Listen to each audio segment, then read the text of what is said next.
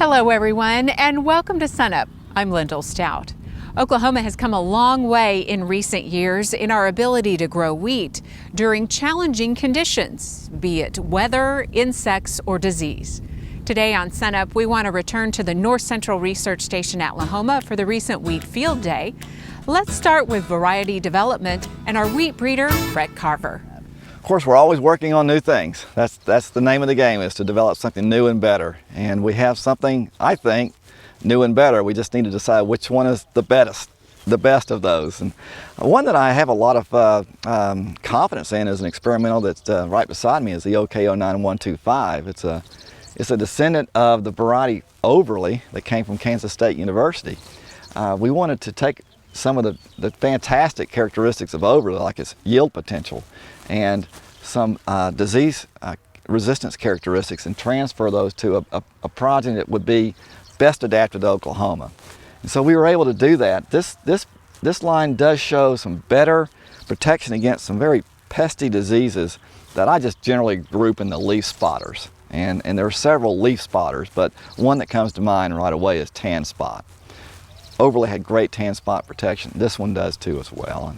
And some other leaf spotters, I won't go into a lot of detail there, but it just produces a much greener and more healthy canopy, and that healthy canopy usually translates into higher yield. This I foresee as just a broad utility hybrid winter wheat variety. It's been in our program, in testing at least, since 2009, as that number suggests. And so we've had enough looks at it now. We'll need to make a decision this summer. Okay, let's go take a look at another variety too. So with 09125, any concerns about test weight? Yes, there would be. We generally try to have a variety that's average or better in test weight, and we have a lot of good examples of that in the variety development program. 09125 tends to be average, maybe below average, enough that has caused concern that we did not release it in the past year in fact. We wanted just as much data as we could possibly gather. And also see how the other experimental lines may match up to it in terms of their test weight and other characteristics. You have another variety here that you're looking at. Tell us about this one. Yes, this is a very interesting variety in terms of its history. It really came about quite rapidly. Being a son of Gallagher, and Gallagher is right next to it, so our tour participants can see the differences. I think they will see a difference in yield. This will be an improvement even upon Gallagher, which is a high bar to try to get over in terms of yield, but I think it will exceed Gallagher. I know one thing that Gallagher does not have, and we worked intensively to try to get that characteristic, and that is green bug resistance. And we know all about the green bug this year because it came back with a vengeance in many of our fields across Oklahoma. This variety would have the protection such that you would not need to apply an insecticide. That's a huge benefit. And then you add on top of that other benefits that would have transferred from Gallagher, like Hessian fly resistance. The leaf hygiene that Gallagher has is also present in this line. All those good things we were looking for Gallagher, we want to continue to improve upon that. And this represents an improvement, but I think the most fascinating thing about this line is not all those agronomic and quality characteristics, but how fast it was produced. Right. And the name tells you that it comes out of a certain process called double haploidy, and it's just a scientific term that in very short tells somebody that we produce this inbred line much quicker than we would normally do it. So instead of taking 6 or 7 years to produce an inbred line, which that's what you have to be able to produce a variety, the inbred line was produced in 15 months. So we bypass a big portion of the breeding process. We don't want to bypass that portion for all variety development projects, but this one we wanted to. Okay, let's take a look at one more. our last variety that we want to mention today. Talk about this one and what intrigues you. What intrigues me is the last character in its name, that's W, and that stands for a white wheat, a hard white wheat. So we have all the characteristics of a hardwood winter except the brand coat is white. And there is such a high demand for that class of wheat, not just in the U.S., but globally. And we want to be able to meet that demand. Before we can meet that demand, we have to have the agronomic capability built into the variety, and I think we have that. We did have it in its parent, in the variety OK Rising. Never really had a large place in our production in Oklahoma, and it had very good agronomic characteristics. This one, I'd say about a 5 to 10% yield improvement over OK Rising. But just as important is the fact with white wheat, you want to make sure it doesn't sprout in the head. This one has good sprout protection, so it will not sprout in the head. This one didn't either, but we wanted to maintain that from parent to progeny. Okay, any potential downside that you see at this stage? Getting growers to accept and learn more about hard white wheat, okay, and growing it. And you know, it's quite common in other states and to our north, Kansas and Colorado. I think Oklahoma needs to be in that game. All right. We have the genetics to do it. Brett Carver, thank you very much. Fascinating talking with you about all of this as always, and we look forward to see how all of these develop. Great, my pleasure.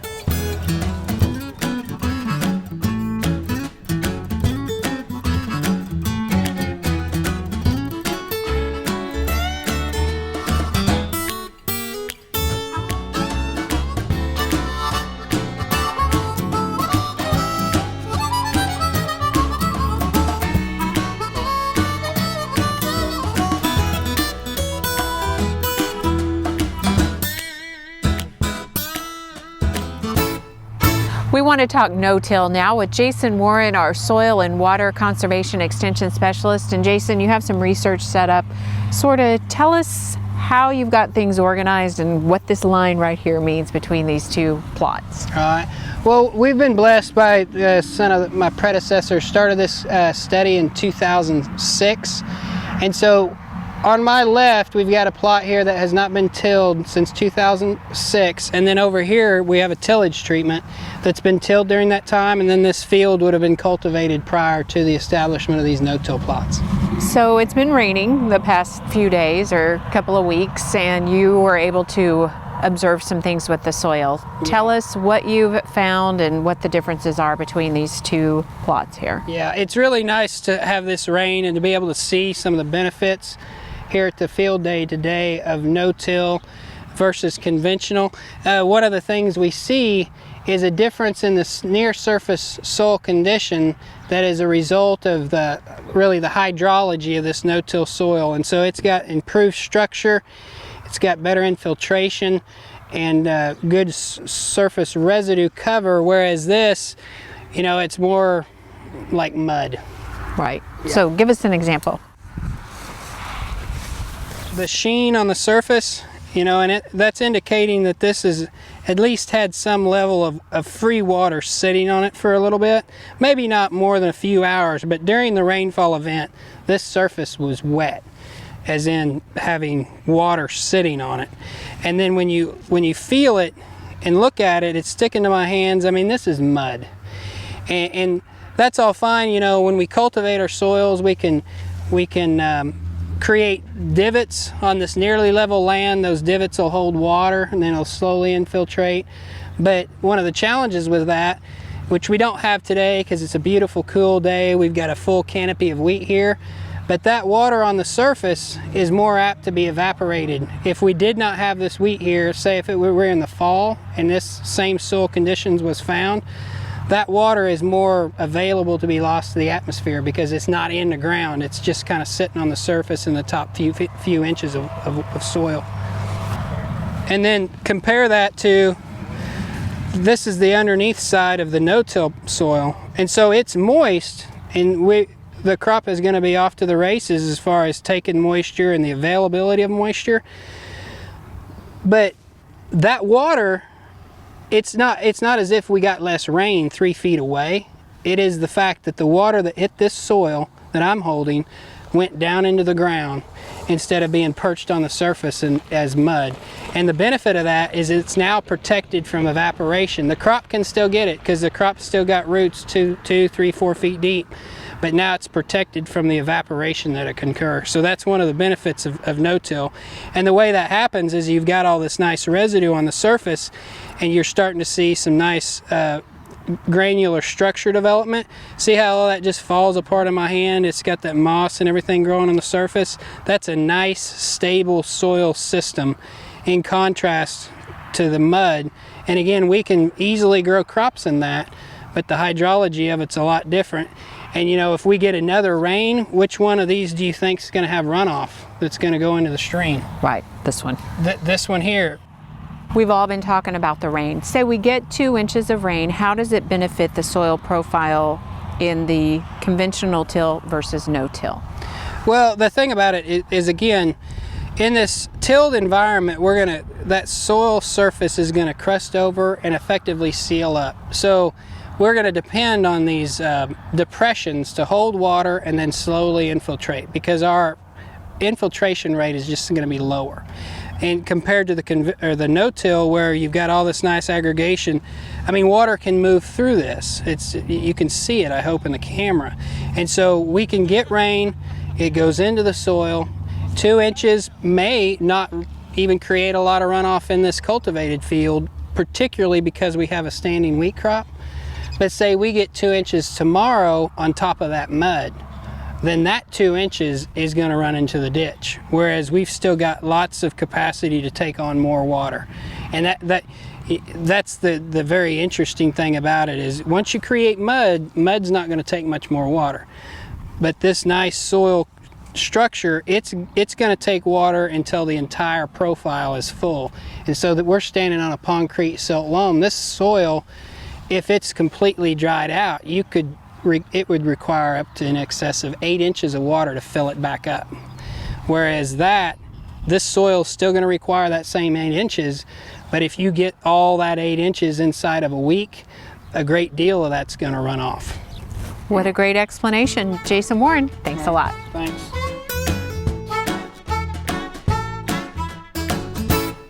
Hi, I'm Al Sutherland with your Mesonet weather report. So many cloudy days and so much rain. Our May rains have been like Jekyll and Hyde. They have brought critically needed water for crops, ponds, and lakes. Then flooding has also brought damage and tragedy to Oklahoma. A 24-hour rainfall map that shows rain from Tuesday through Wednesday, May 20th, has bands of very heavy rainfall.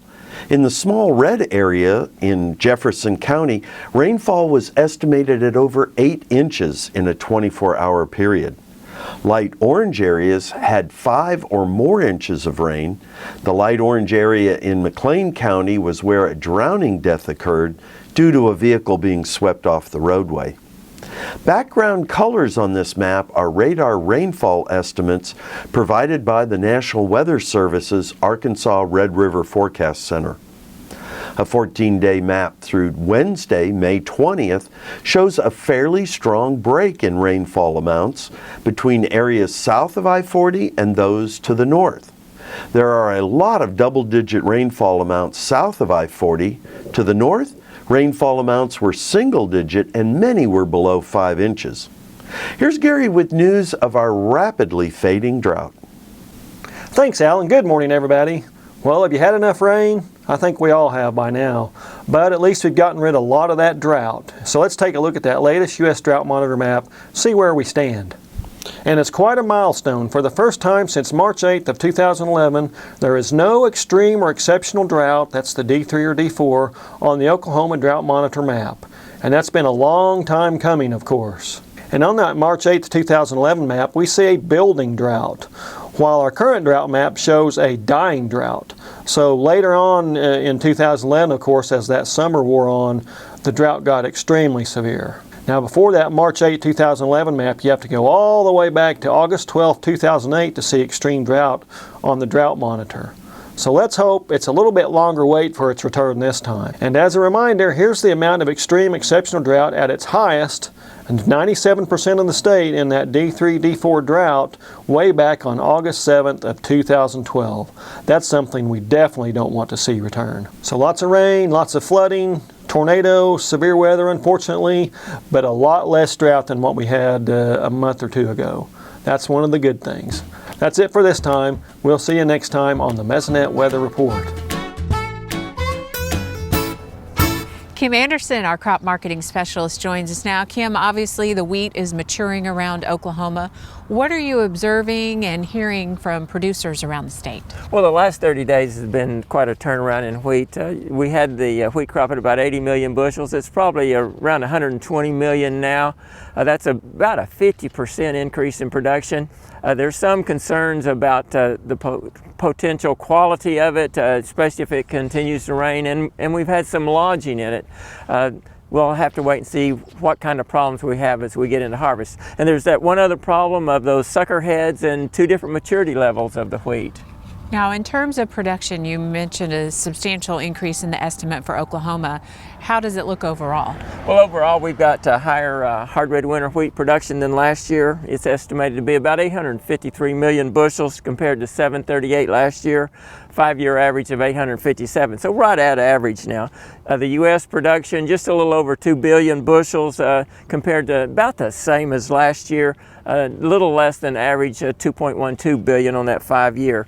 World production, slightly less than last year, 26.4 billion bushels, 26.7 last year, and it's above average production, and I think that's important that world production is above that 25.4 billion bushel average. How do these numbers then translate into any impact on prices? Well, you look at Oklahoma and our production increasing maybe 50%, you'd expect a lower prices for a harvest, say the forward contracts. We've actually seen about a 6 or 7% price increase in the last 15 days as this crop's increased.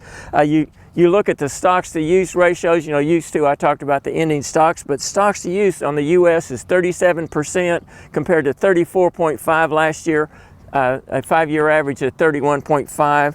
The world 28.4% versus 28.1 last year, 27.9. Both of these are above average, and I think that's why we see our prices low. But again, we saw that increase in Oklahoma production and increase in price, and that just goes to show you what impact Oklahoma production has on prices. And overall, what impact does it have? Not very much. So I tell producers that production is more important than price. I think with the stocks to use ratio well above average with strong world production, I think prices are going to stay down in the this $5 to $5.50 level. Okay, Kim Anderson, thanks a lot. We'll see you next week. With many cow herds across the southern plains looking at building back after the drought had caused downsizing over the last several years, one of the key decisions that I think ranchers have to face is which time of year to have those cows calve. Do they want to have a spring calving operation or a fall calving operation, or perhaps in some cases both? When we look at the decisions as to whether to go spring or fall, there is no one right answer, but there's some pros and cons. One of the first things to consider, of course, is what your other duties are on the operation or perhaps off-farm jobs. When's the best time that you would have to be available to help cows or heifers during the calving season? That certainly would be one consideration that I would look at. Let's also consider what the weather is during the breeding season. We know that the extreme heat that we often have here in Oklahoma in the summertime has quite an impact on reproduction. And if we can avoid breeding cattle in the months of July and August, I think that's very much to our advantage. And so as we're looking at calving seasons, let's consider breeding either in May and June, or look at that fall calving where we have a breeding season in much cooler weather, November, December, and perhaps early January.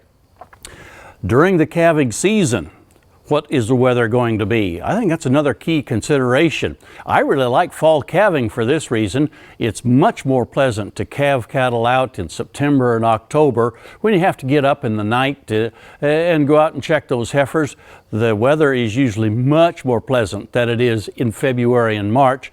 And we should be able to save a few more calves just because there's less weather stress on those baby calves when they're born.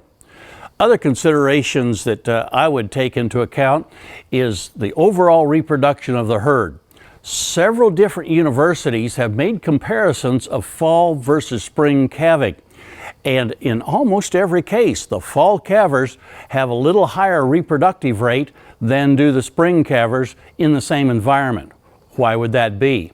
Well, we know that body condition at the time of calving is such a key influencer as to when those cows recycle to have a chance to reproduce. And cattle coming out of the summer typically are in better body condition than those that their counterparts that are coming through a tougher winter and are usually in a little thinner body condition at calving time. Also, I think there's a chance that we would have healthier calves because during the fall calving season in September and October, we're generally calving on drier ground and therefore less chance of getting the pathogens that cause calf scours. Well, there's a myriad of reasons why we might choose one or the other. First of all, it's critical, I think, to have a short calving season, whichever you choose, so that you can produce a uniform set of calves that you can market together and get the best possible price. Me, I would choose fall calving just because I like those cows in better body condition at calving time, that more pleasant weather to calve, and a better time of year in terms of reproduction of the cows. We hope you get an idea if you're going to expand your herd and consider whether it's fall or spring or both. And we look forward to visiting with you again next week on SUNUP's Cow-Calf Corner. Supplementally feeding wildlife is a really common practice in Oklahoma, but it has a lot of potential negative implications to wildlife.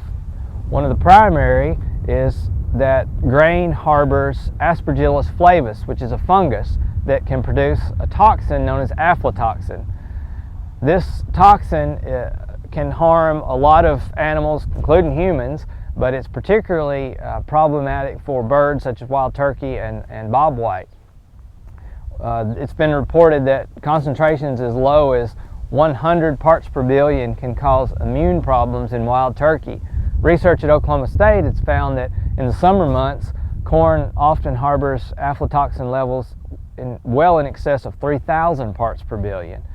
So the conditions that favor the growth of this fungus and the toxin is warm, moist conditions. So we want to minimize or simply avoid feeding any supplemental grain during the summer months. I would recommend it at a minimum to stop in March and not to start again until late October or November. Use milo instead of corn. Milo will also produce the fungus, but it'll have less aflatoxin levels. Also avoid piling grain, which helps moisture and the fungus growth. You need to spread that grain out. And make sure you start with grain that doesn't have aflatoxin and then keep it dry. And this often means buying grain that is intended for livestock because the USDA has much higher standards for livestock grain than for wildlife grain.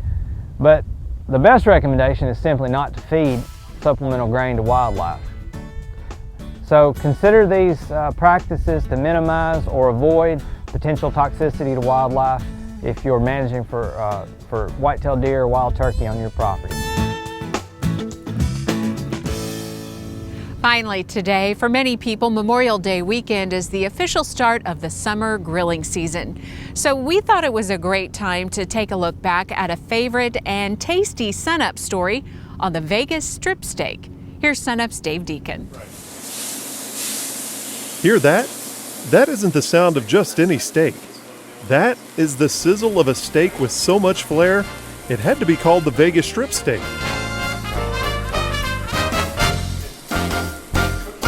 The Vegas strip steak is probably the newest and perhaps last steak to be found in the beef carcass. And it's kind of a little jewel hidden down in the depths of this beef chuck. This is the primal chuck, and you can't see the muscle here. It lies immediately inside, if you will, the blade bone or the scapula. The subscapularis muscle has traditionally been used for roasts or hamburger. But Nelson and co-inventor Tony Mata turned a slice of meat from an understudy into a headliner. The technology we applied to that steak is nothing more than knife cutting procedures, but that has never before been performed. We've taken a portion of the carcass which was worth ground beef prices, and now we can apply that to the food service sector and increase the value of that portion of the carcass. Therefore, the total carcass is worth more dollars. That's good for producers, that's good for food service industry because they have a new menu item, and it's just a win-win everywhere. I had the opportunity to visit the Ranchers Club here on the campus of Oklahoma State University, which currently is one of the only places in the country where you can try this new cut of beef. So how long have you been working with the Vegas strip? A few months now.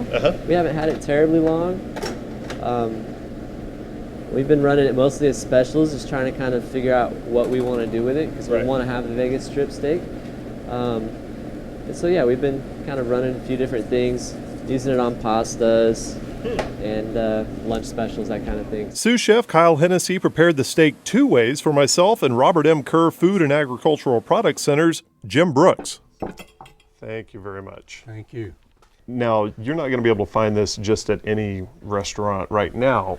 Not right now. It's we're just really in the stages to where, as we get an inquiry about the Vegas strip steak, if they're interested in a presentation, we take them out.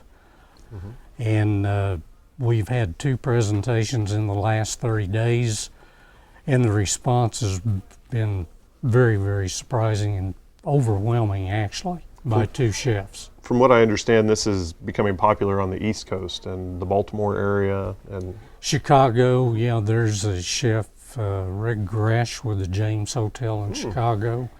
He was one of the first, and this is actually also being sold to some hotels and restaurants in Las Vegas. It is on the market there already too. Okay, well, I say we dig in. I'm ready.